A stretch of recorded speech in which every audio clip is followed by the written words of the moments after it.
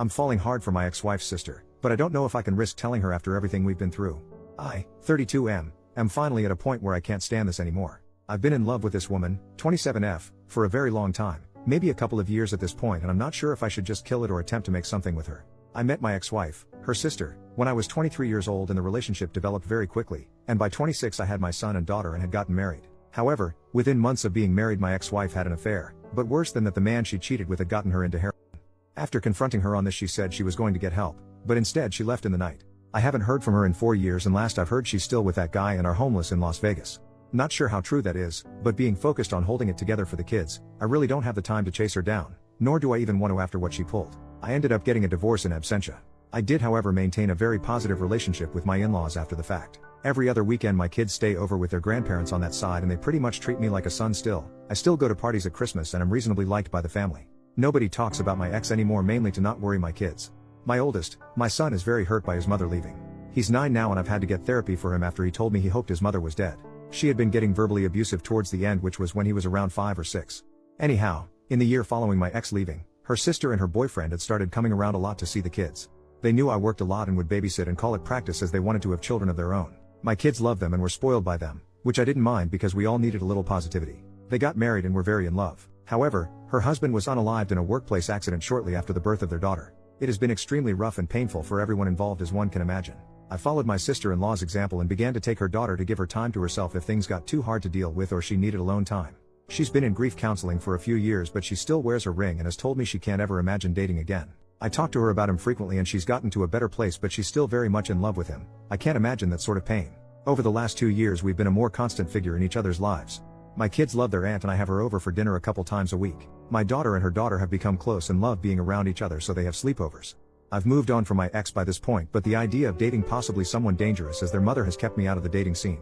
I don't know when it happened, but slowly I began to get soft on my sister-in-law. She's a great mom for what she's had happen to her. She's one of the sweetest people I know and her sense of humor always leaves me laughing and happy. Then I started realizing that I'm physically attracted to her.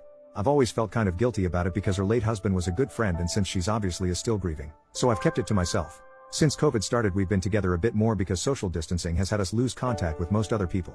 Nothing romantic has ever been discussed and I try not to flirt, but last week it was very late and after the kids went to bed I made us a few drinks. Not enough to get drunk, but she decided she'd rather spend the night, so I took my couch.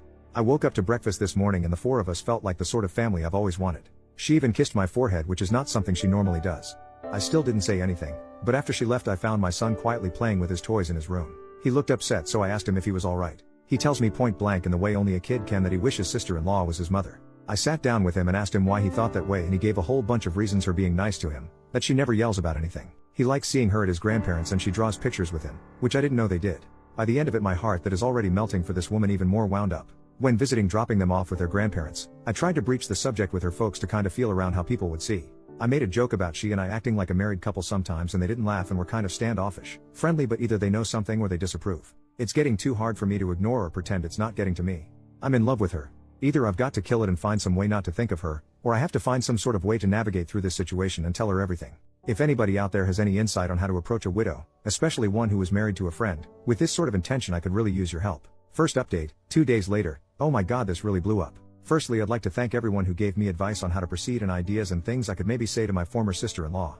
What I ended up doing. Shortly after making the first post, I remembered that my children were spending Sunday night over at their grandparents' house, and typically when they do this, my niece, sister-in-law's daughter, will join them.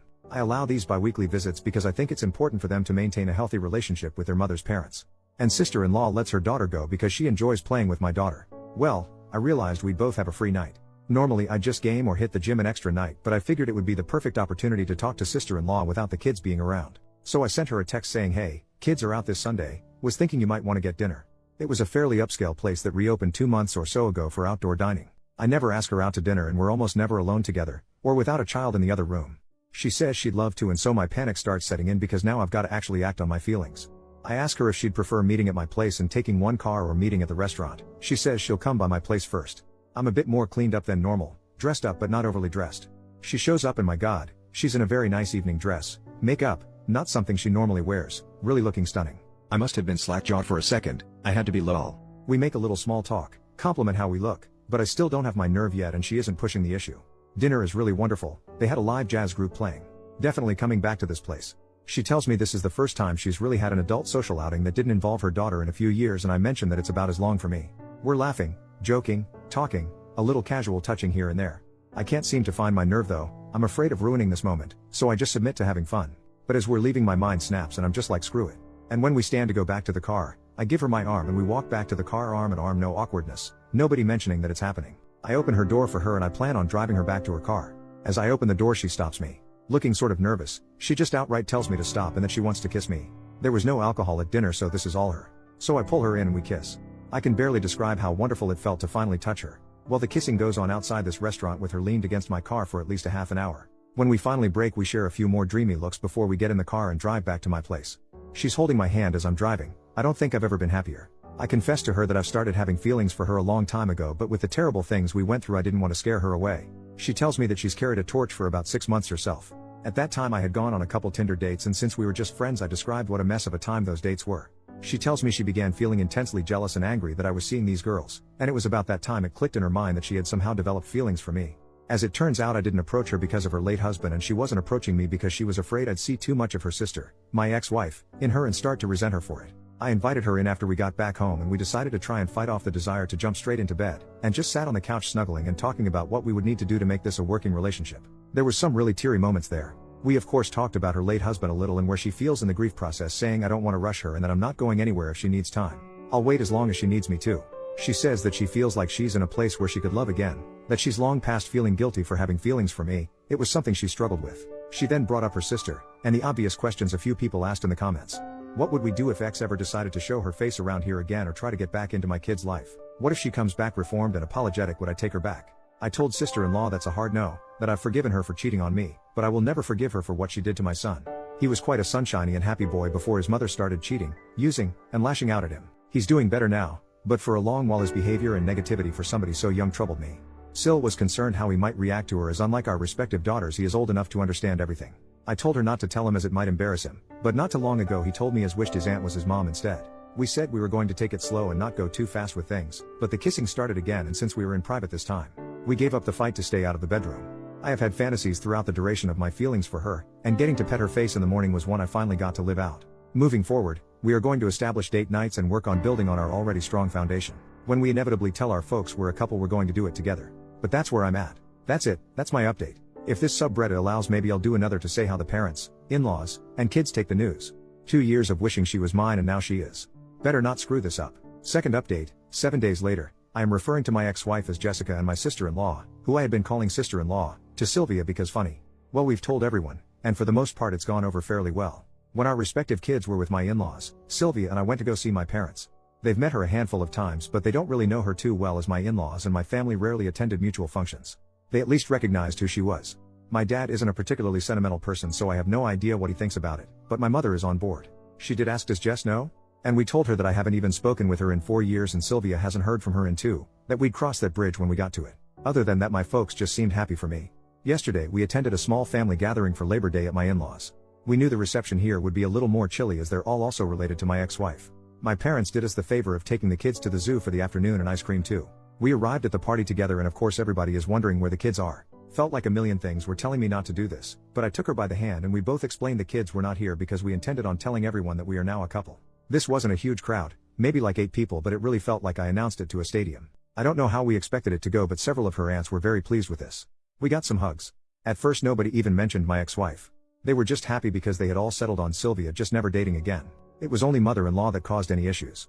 She told the party that she knew we were an item because I was always giving her puppy dog eyes, and told them Sylvia talked about me nonstop. She asked for how long we had been dating in secret and I told her only a week. She scoffed and told me that she didn't think starting a relationship off by lying would be a smart move. She then accused, albeit it in a joking manner to the guests, that Sylvia and I had vanished at a pool party in June to smooch. Her mother and father asked to talk with us after the party and asked us just how serious things were, and like my parents asked whether my ex-wife knew or not. When I said no and that her opinion shouldn't matter given she abandoned her family 4 years ago, they said they would be more comfortable with everything if I was to tell Jessica that I am now dating her sister. They are both intensely afraid that my ex will return sober and renewed, make an attempt to make amends, discover that I am now in love with her younger sister and relapse. It sounded to me as if they knew something I didn't, and as it turns out Jess has been calling and talking to them for a year now and they just haven't told me. I was upset they kept this from me. Sylvia was very upset too, because not once after her husband's death has Jess ever tried to call her. They show me her Facebook profile, the one she blocked me from, and there she is looking pretty normal, not like a burned out husk. I have to admit that seeing her not looking like the junkie she became when she left made me feel a little better, and Sylvia too. Her parents kept their contact with her a secret because she is ashamed of what she's done and feels that she's deserved to lose her kids and couldn't face them after all that happened. Sylvia's parents gave me her phone number and asked that I please call her and speak with her. I told her that my feelings for Sylvia are real and there is no chance I reconcile with Jess. Father-in-law seemed to nod in approval, but mother-in-law honestly looks like she was hoping we'd fix things. After we left, I talked to Sylvia about it, and though we discussed it before, a circumstance where Jess returns, we decided to revisit the conversation in light of these new revelations. I told Syl that I am in love with her, my whole heart is hers, and that my feelings of love for her are something deeper and stronger than anything I ever felt for my ex-wife. She ends up crying from the stress of the situation, anger with her parents for keeping secrets, and anger with her sister for not calling her or offering condolences at all after her husband's death. She then admits that she is afraid I might leave her if her sister returns, and I assure her this will never happen. It took some long hugs and a lot of kisses to smooth over the situation, but by the time we went to pick up the kids, we were holding hands together again and feeling more connected than ever. She's been spending the night at my place pretty frequently since we've been together. So the kids don't see anything. I've been setting my alarm for 5 in the morning, getting up and moving to the couch. Well, the morning after, we decided to tell the little ones what is going on. Our daughters seemed very happy, but they are too young to really grasp what's actually taking place. All they know is they can play together more. I did take my son aside, just me and him, and asked him if he was okay with this and what he thought about it. He asked if we'd all be living together. I told him maybe someday. He asked if this made his aunt his stepmom now, and I said he's free to call her what he's comfortable with and I will respect it, and she would too because we both love him. He then asked me a lot of questions about his own mother, things he had never asked me before, and I answered pretty much everything he wanted to know. I toned some of my answers down a bit. He's learned a little about the dangers of drugs from school programs, and I was finally honest to that degree when I told him his mom had a problem and she made some bad choices. He asked me why his mother didn't love him, and that broke my heart. I assured him the best I could that his mother did love him. She had just made a lot of terrible mistakes and that sometimes adults just don't do the right thing when they should. He asked me if I still loved her. I told him that I hoped she would get better and that I don't want her to be sick anymore, but that she hurt me and him so badly that I couldn't love her like I did before. I'm not sure he got all of that, but I tried explaining it to him the best I could. All that aside, he has been so much happier and less withdrawn since Sylvia has been with us, and he's always going out of his way to do all the typical kid stuff to impress her that I did with my own mom. At the end of the day, I still have that phone call with the ex to dread. But, having Sylvia with me, being able to kiss her and hold her at night, it really puts some joy back into me that's been gone for a very long time. I don't think I even knew how unhappy I'd been all these years until I realized how happy she made me feel. We've been doing all the happy young lover stuff. She's been leaving me love letters in my work lunchbox, even little poems, and I had flowers sent to her place of work. She mentioned she had told me that a few of the ladies at work had been trying to get her to ask me out for several months, so I figured the flowers would both make her happy and be a firm thank you to the office girls, lol. Thank you for everyone who commented or sent me messages on the first and second posts. They really made my day and helped me keep my cool to confess to her. Feel free to ask me anything, but I think this just about does it for my updates. Third update, 7 weeks later. What you're about to read is a comment I wrote like last week, and I've just copied and pasted it as it's pretty much good enough to be a post. It details for the phone call with my ex-wife went and a little more info. I did talk to her back in September. I keep going to write an update for this, but life got pretty hectic. I did write like a 10-paragraph update like a month ago, but my laptop crashed and I lost it and got discouraged. The ex-wife is in a much better place and is in recovery. 8 months clean by this point. She finally told me the details of the affair and how things happened, how she got into drugs. Not stuff I really wanted to hear, but she's trying to get her life together, and as much as I dislike the things she's done to me and the kids, I want her to get healthy. I shouldn't, but I worry about her still sometimes. Anyhow, I got around to telling her about Sylvia and she was dumbfounded by it. When I first met my ex, she was 19 and Sylvia was 14, and in her mind she always viewed her as a kid in regards to me, which to be fair I did use to refer to Sylvia as her kid sister. But when she remembered that her sister is a fully grown adult who was married and had a child, that her hinting I was a creep stopped. She did ask if I had feelings for her while I was married, and I denied that. We talked about the kids and she was really regretful and crying throughout the conversation. She has no idea how she'd be able to face them again. I wanted to say something reassuring, but I don't want to give her the impression that I want her in their lives. Cordial, even friendly, but I'm not going to be stupid. She and Sylvia talked for a while too. I didn't eavesdrop intentionally, but from the bits I heard and what I was told, they talked about Sylvia's husband. As it turns out, my ex had gotten arrested for breaking and entering that week and spent it in jail. She didn't even know he passed until a couple weeks after the funeral, and by that point she felt saying anything would make things worse. Things went as well as could be expected. Sylvia, the 3 kids, and I have been spending almost every day together, and I haven't been happier in years. My son and daughter love all the motherly attention they've been getting, and I'm really loving getting to learn more about my little niece. Life's good. Busy, but it's good. Thanks for asking. Alright, that was my comment update, and nothing has really changed in the week since I wrote it. If anybody has any questions or comments, I'd be happy to answer what I can when I can, but during this season my workload increases dramatically and I don't have as much time to be on here as I did when I first posted. I'm so glad I got up the nerve to try with her. I love her so much. I've been so long without a romantic partner, that I forgot what being in love, or feeling loved felt like. Now that I remember, it's shocking to me I didn't realize how alone and miserable I really was. I mean, for Christ's sake, we played Scrabble last night and for some reason it made me ridiculously happy lol. Fourth update, 1 year later, it has nearly been a year since me and my former sister-in-law, Sylvia, decided to begin dating. I couldn't be happier. We're currently living together and are in the market for a new home. Our children are really benefiting from having two parents around to care for them. Our daughters have begun to call each other sisters and my son is accepted in the same way. They're basically just normal siblings. It is interesting with my son. When he is talking to his friends or teacher he refers to Sylvia as his mom, but when calling her or talking to her he still calls her auntie, and our daughters are the same as I am uncle. It confuses some people we meet, but it's always an interesting story to tell. We haven't had much contact with my ex-wife since my last post, though from what we hear she's doing much better. Has a halfway decent job, a boyfriend, and is keeping clean. I don't like to think about her being reintroduced into my children's lives, but if she continues to be a clean and well-rounded person, it will make it much harder for me to deny her visitation should she seek it. Not just from a legal standpoint, but from a moral one as well. Neither Sylvia and I look forward to that day, but the worries seem way off. Her parents have stopped their prodding into our business and haven't tried to force the ex back into our lives as we feared. Our kids spend the weekend with them now as my two were already doing that beforehand. So Sylvia and I get to spend Friday night and most of Saturday to go on dates and have some alone time. Our mutual friends were all pretty surprised by this and have been very supportive as well. They try to be polite and not mention my ex-wife, but every so often it does come up. Mostly everyone is just happy that we've found happiness together. One side of the family that I failed to mention in all of this was the family of her late husband.